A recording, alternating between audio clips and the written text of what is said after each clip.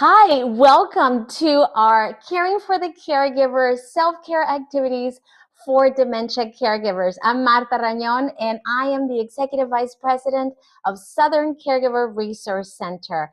It is my pleasure to be here with you today and talk to you about our series for family caregivers. So if you're caring for the well-being of someone else, then this is for you.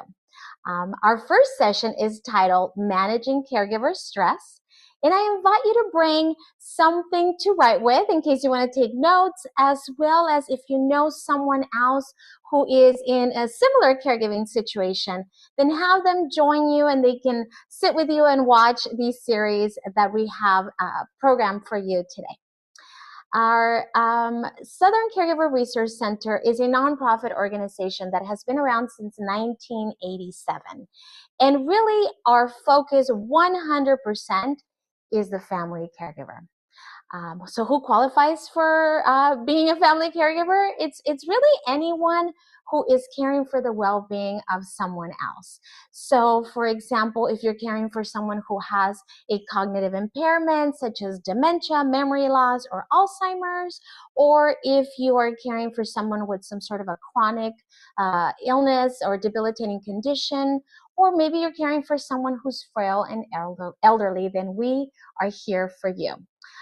Southern Caregiver Resource Center has been helping over 100,000 families a year with a wide variety of services. As you can see on your screen, we have short-term counseling, support groups, case management, education and training, and all of these services are either free or at low cost to you, the family caregiver.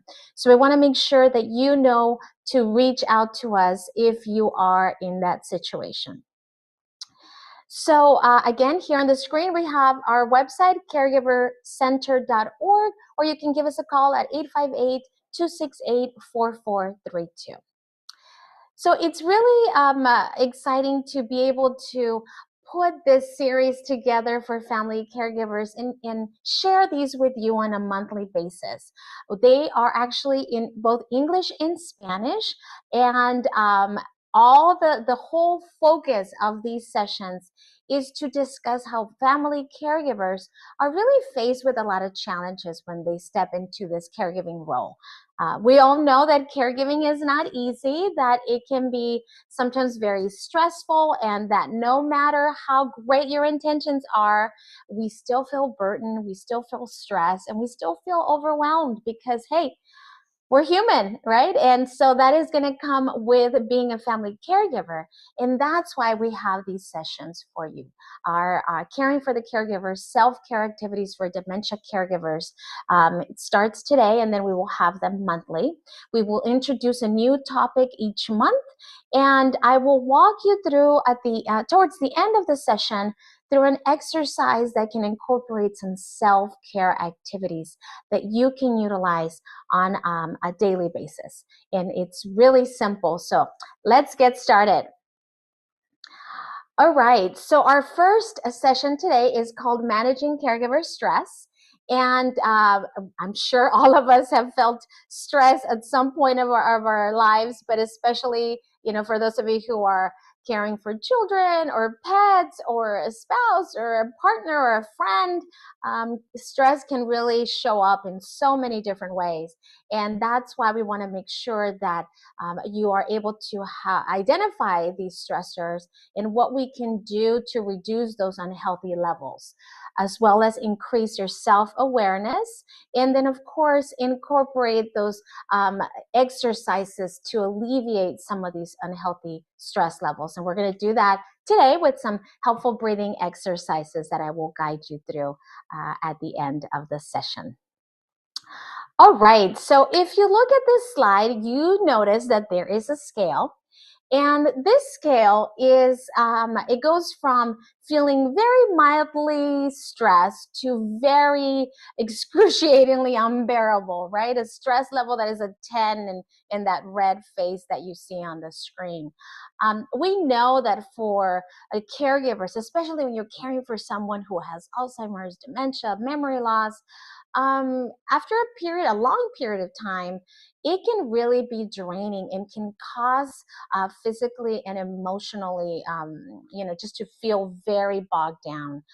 Research has shown that caregivers face a unique set of circumstances when they are caring for these type of individuals, and can lead to stress, but it can also lead to unhealthy manifestations in yourself if you are not taking care of your health. Prolonged stress can become very harmful, and it can affect our physical and our emotional health. That's why it's very important for you to pay attention to your body, pay attention to your brain as well. Or sometimes we forget about the brain, and our brain is attached to our bodies. We need to make sure that if we're feeling like we have a headache or we need to take a nap, that we listen to that body, and pay attention to ourselves. All right, so what I'm going to do is I'm going to ask you, using the scale that we have here, I want you to really, just sit back and think about your caregiving responsibilities in general, okay? Just in general, your caregiving responsibilities using the scale. How would you rate those stress levels? How would you rate your caregiving responsibilities in general, using the scale from 1 to 10, 1 being very mildly stressed and 10 being very excruciatingly unbearably stressed? And just, think about that for yourself. Write it down if you like, and we can come back to it and look at it and compare. Next, I want you to ask yourselves to think about the most challenging situation, caregiving situation that you have experienced. And how would you rate that using this scale? Again, we've all had different experiences. We are all involved at different levels with the person that we care for. But sometimes we are faced with very challenging situations. So think about the most challenging caregiver situation and use the scale to identify how you would rate it, and write it down. Third question for you is to really think about which level comes to mind when the term caregiver is used as it relates to you. How do you feel when you hear the term caregiver applied to you? Again, using the scale, how does that manifest itself to you in terms of stress? And jot it down. All right, so it was just something for you to help you become aware of how you're feeling stressed based on those different questions. The next slide is going to talk about what stress looks like. And we know that stress manifests itself in many different ways. Some of these might apply to you. Maybe you've experienced some of these, and some of these might not have really shown up for you at any point. I want to ask you, which of these frequently comes up for you? Take a look at that list, because we know that it can be very overwhelming to care for someone who has some sort of cognitive decline or a chronic condition, and we do experience different levels of stress. So which of these comes up with you on a regular basis? And jot it down. And maybe it's all of them, or maybe it's just one, or maybe there are different ones. Feel free to identify it and write it down for yourself. And the reason why I talk about this, because it's really important to identify these stressors, how it relate to you, because the next slide talks about caregiver burden. And caregiver burden is, caregiver burnout is what happens when we have a prolonged state of that physical, emotional, and mental exhaustion, right? We've all experienced stress, but if we don't do something about it and we let it just continue for a long period of time, it could change our attitude from being very positive to being very negative. Think about this. If you used to be a person who was very social and engaging and interacted with others, and now you're finding that as a caregiver you've become more introverted and not as willing to go out with friends or with family, maybe those are changes that you are noticing in yourself, and maybe it is caregiver burden. You need a break.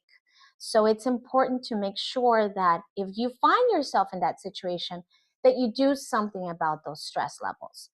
In our next slide, talks about some of these unhealthy coping mechanisms that sometimes we kind of tend to gravitate towards when we're trying to release some of these stressors, right? And we've all done some of these, right? Maybe we overeat or we oversleep or vice versa, right? We do the opposite of these activities. What's important to notice is, why are we doing these activities, right? If we are trying to release stress and it's causing undue negativity, we're feeling even worse about these activities, then maybe these are not healthy ways of managing those stress levels. It's also important to recognize in people that we are around, right? Maybe we notice it in the caregivers that are around us, or maybe family and friends notice it in ourselves. We might not be aware, but they are noticing, wow, you've been really off these last couple of days. What's going on?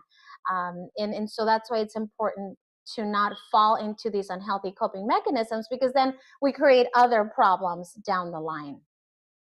The next slide talks about healthy ways to deal with those stressors, right? And so here are some items that I want you to really take a look at and write them down if you do some of these already, or you try to do some of these to relieve those stressors, or maybe you hadn't even thought about doing some of these, and now now that you have the idea, maybe you do this more regularly. So for example, taking a bath, right? That requires some time, but if it makes you feel really good and really relaxed, and you might want to do that on maybe on a weekend, on a long weekend, then go ahead and do that for yourself. Give yourself that treat that is going to help you make you feel better. And maybe jot down others that are not here that you would like to do. Maybe it's having coffee with a friend, maybe going to a movie. Any of these activities that bring you pleasure, that release some of that stress, are healthy ways to manage. At Southern Caregiver Resource Center, we make sure that our caregivers know that the best way to be an effective caregiver is to take care of yourself. And that's right there in the next slide, because we want to make sure that you know that you don't have to do caregiving alone, that we are here to help, and that it's okay to ask for help. It's not a sign of weakness, it's actually a sign of strength, that when you need help is when you can ask for it, and we are here to help you. And that's why we've created this series. We've created these different sessions. And here in the next slide, we have a list of all of the different dates that we are going to be hosting these live streamed classes for you to learn some tips on how to better manage, how to relieve some of those stressors, incorporate some self-care. And you can do it from the comfort of your own home without having to go anywhere. We're also doing these in English and Spanish, and we will be bringing these from now until for a total of 6 months. Make sure you tune in, that you give us a call, you go to our website, and you sign up for these sessions. You can also follow us on social media, and there we have a lot of videos, classes, live streams that we've done, so that you can again connect with people who are in your same situation, but can find the resources to better your situation. And we have also our next slide, which has all of our contact info, because we want to make sure that caregivers know where to go. You don't have to do caregiving alone, like we've said, but sometimes it does feel like we're all alone, that there's no one who can understand what we're going through. And let me tell you, as a person who has been a caregiver and who utilize the services of SCRC, sometimes you do need to ask for help and connect with someone to assist you. Well, now it's self-care time, and this is why we are here, right? To really talk about how to incorporate those activities that can help us reduce some of that stress and really give us a sense of who we are, not just a caregiver, but also an individual, right? Who deserves a treat, deserves to enjoy life as well. Sometimes we feel that as caregivers, we need to do it all, that we need to be productive, or else we are, not achieving. But there is value to just being, to just sitting, to doing nothing. And that sometimes is what we need to recharge ourselves, to be able to face those challenges as caregivers. We can't, you've heard the saying, you cannot pour from an empty cup. So we need to make sure that we take care of ourselves. And the purpose of some of these activities, like I said, is to decrease the stress. So I'm going to invite you to find a comfortable place. Maybe it's your living room or your bedroom or your office or even your car. If you're, pull into maybe a park and just, turn off the engine and sit back and just relax for a little bit, you can do these exercises. So I'm going to go set up and I'll be right back to guide you through our self-care activity.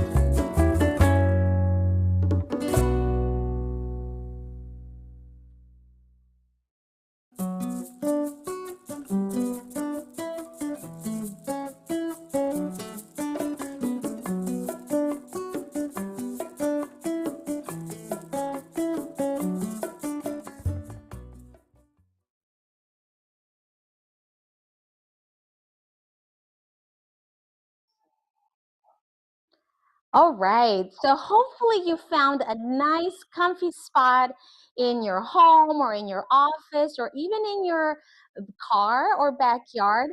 And the whole idea is that you get as comfortable as you can. As you can see here, I'm in my living room.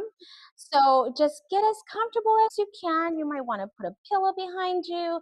The idea is for you to sit together as we guide you through this breathing activity. Okay. The benefits of deep breathing, that's what we're going to be doing, is so that we can decrease our stress levels. Sometimes what we need to do is really stop and take a breath, right? How many times do we say that? I just need to breathe. Because on a regular basis, we are running all over the place and we're not really deep breathing. We're doing shallow breathing, and that doesn't help us. It just continues to sustain us, but it doesn't help us to calm down.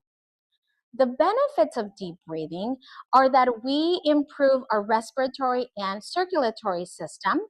It can actually help our lungs get stronger, and lower our blood pressure. Deep breathing actually can help our parasympathetic nervous system send signals to that part of the brain that is keeping us stressed and anxious, and actually calms us down and makes us feel safe. So I'm going to show you how to do deep breathing.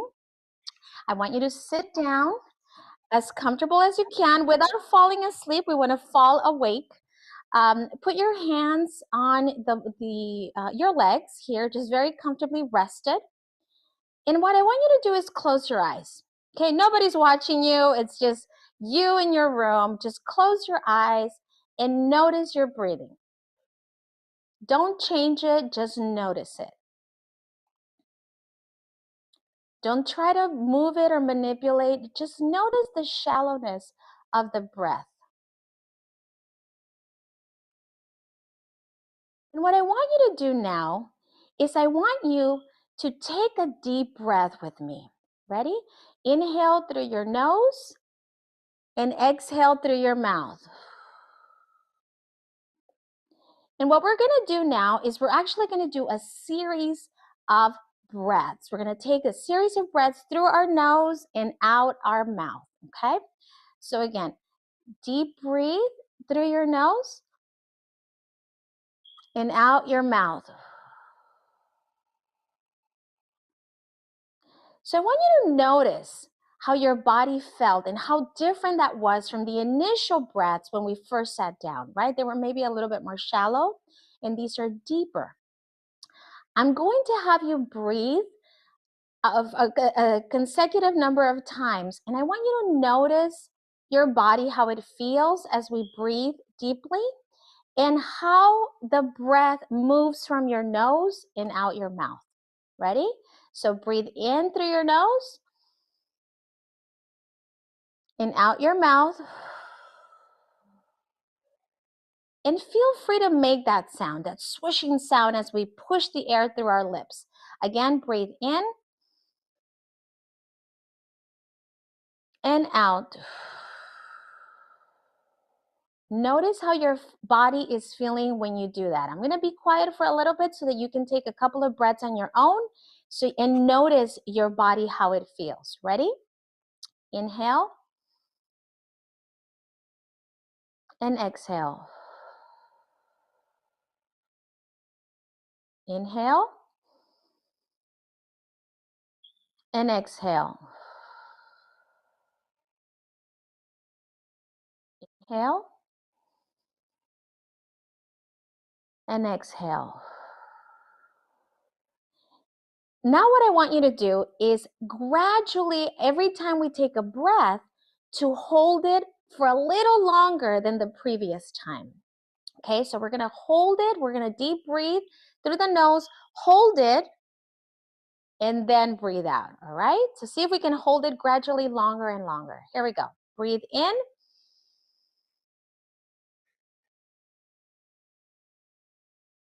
And exhale. Again, breathe in.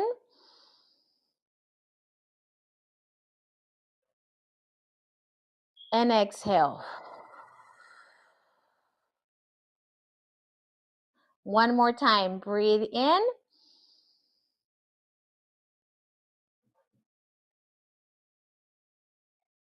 And exhale. That one was a little longer. What I want you to do is keep doing this breathing exercise. And if you want to, if you can't seem to follow the breath, because I want you to focus on the breath. Follow that breath, that air as it comes in through the nose and out the mouth. You can also put your hand on your tummy and see if you can feel the movement of your body as you inhale and exhale, right? So let's do that a couple of times, holding it a little longer each time. Again, breathe in. And out.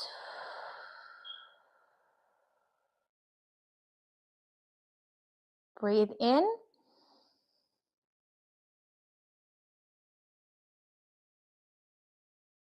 And out.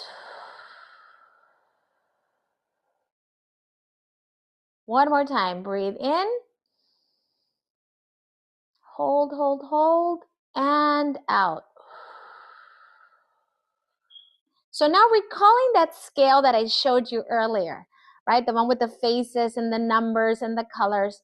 Where do you feel the stress right now? Which number, if you had to give it a number, which number? Hopefully, it's a lesser number than maybe where you started.